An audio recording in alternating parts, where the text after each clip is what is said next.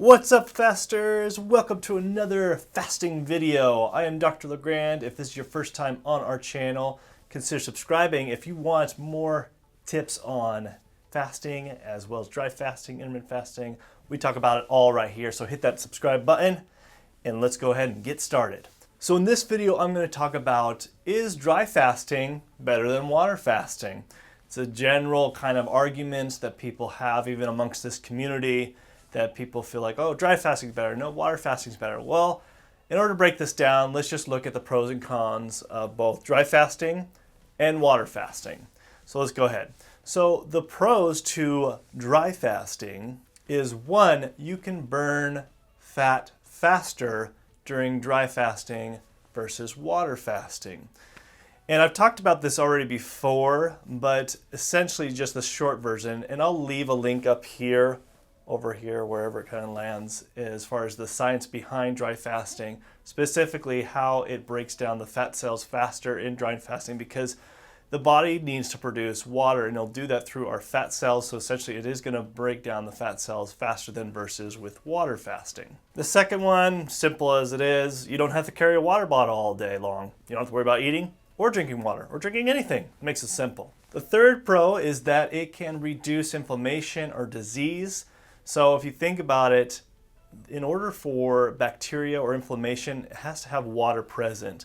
And so when you're dry fasting, you're going to be able to reduce that inflammation, even though, yes, you could reduce inflammation through water fasting, but it's only going to increase that further, as well as any kind of pathogens or diseases that you have that are in the body that can eliminate it in a faster pace through dry fasting. I mean, if you think about it, really, whenever you get really sick, have the virus, you don't want to eat or drink anything. Our body, our innate body knows this, and knows that this is the fastest way to heal itself, by just simply allowing the body to do its job, by not introducing anything into the body, by just relaxing. I mean, that's just innate in us. So listening to our body is the best way. So really just simply getting sick, that has that same kind of principle. The fourth pro is that dry fasting can produce very purified water, because the body is producing it from the fat cells. So by producing it, this is known as one of the more purified forms of water versus something that you get from an outsource, from other water that could be contaminated and just cause more toxins in the body. No matter how well you distill it or filter it, there still can get some contamination, especially if it's been in a plastic water bottle for too long. I mean, there's so many things that can cause more toxins in the body. But by dry fasting, your body is already producing that water through the fat cells, so that is a more purified form and be able to detoxify in a better process. The fifth pro, I mean, simple as it is, you don't have to pee as much. When you are dry fasting, your body's going to withhold as much water as it possibly can. I've talked about this in another one of my videos, and I'll leave a link here too if you have not seen that video, but basically how ADH can withhold the water. So check that video out if you have not. The sixth pro is that it can also accelerate autophagy a little bit more than water fasting, because it's already increasing the metabolism of fat cells. So autophagy levels can be a little bit more accelerated during dry fasting versus water fasting. So now what are the cons to dry fasting? Well, one of them is, the obvious, is that you can't do dry fasting for very long versus water fasting. People can do it for a very long time. You can live without food for a long time, but you can't live as long without water. So that is kind of the con when it comes to dry fasting. You can't do it as long, so that's just one of them. The second con is that you tend to get more symptoms with dry fasting versus water fasting. I know for me, I mean, not everybody, it can be different, but for most cases, for my patients and myself included, there tends to be more symptoms associated with dry fasting versus water fasting. So, and then what I'm talking about is there tend to be more headaches, more nausea, just feeling lightheaded, even heart palpitations, even kidney conditions can be an issue. Some people have even mentioned that they've had kidney infection just doing dry fasting, even though they've done water fasting for years, and then they've moved on to doing dry fasting. That can be an issue that can really hinder the kidneys quite a bit, because it has to overwork, because again, talking about ADH, which are kidneys, has to kind of process that a lot. it can be an issue. The third con is it is harder to do exercise during a dry fast. At least when you're doing a long-term dry fast, it is harder to keep up with the exercise when you're doing a dry fast. You can do dry fast, but not everybody can do a dry fast during their exercise. Some people find that when they do water fast, they can still do exercise, but when they try to do it with dry fasting, it can be difficult. But everybody's different, but that is from my experience, myself too included. I have an easier time doing exercising when I'm doing water fast versus a dry fast, just because I know for myself, I need water, I need electrolytes, I need things, so it just really depends on the person.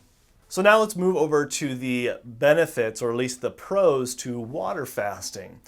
And one of the benefits, well actually not just one of the benefits, but typically, water fasting has all the same kind of benefits that dry fasting does.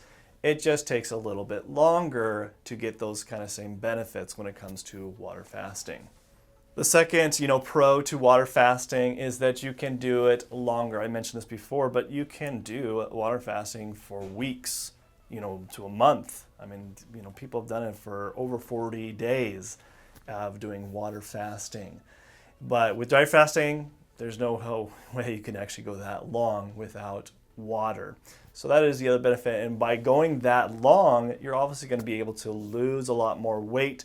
You're able to extend, autophagy levels. You're able to extend a lot of the other benefits of breaking down the unnecessary cells and diseases in our system. So it just is a toss-up between that. It's like, okay, are you just looking to get short, term benefits in the fastest possible way, or do you really want long-term benefits by doing an extensive long water fast?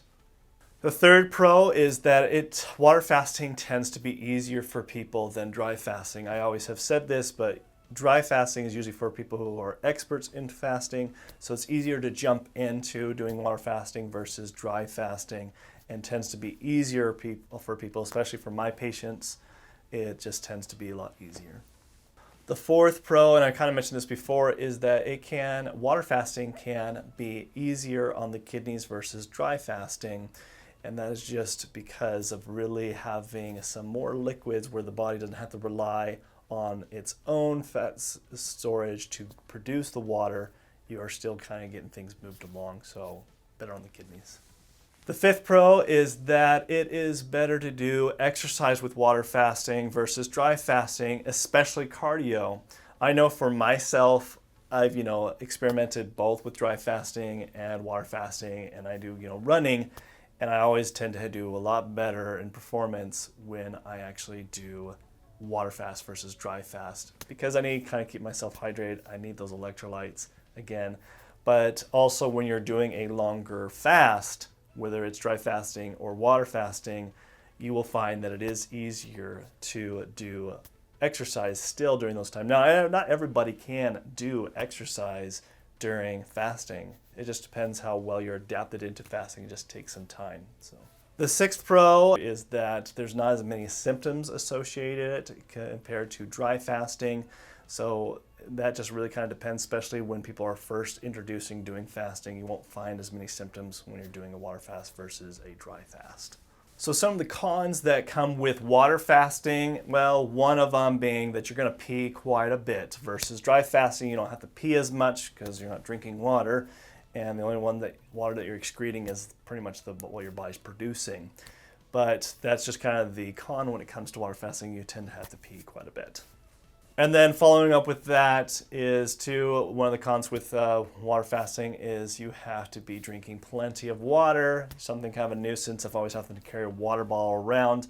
I tend to actually really struggle with this sometimes, quite a bit actually, especially when I'm really busy and when I'm fasting, when I'm working, and trying to remember to drink water. A lot of times I'm just like, you know what, I'll just do a dry fast instead because I'm not really keeping up with my water intake.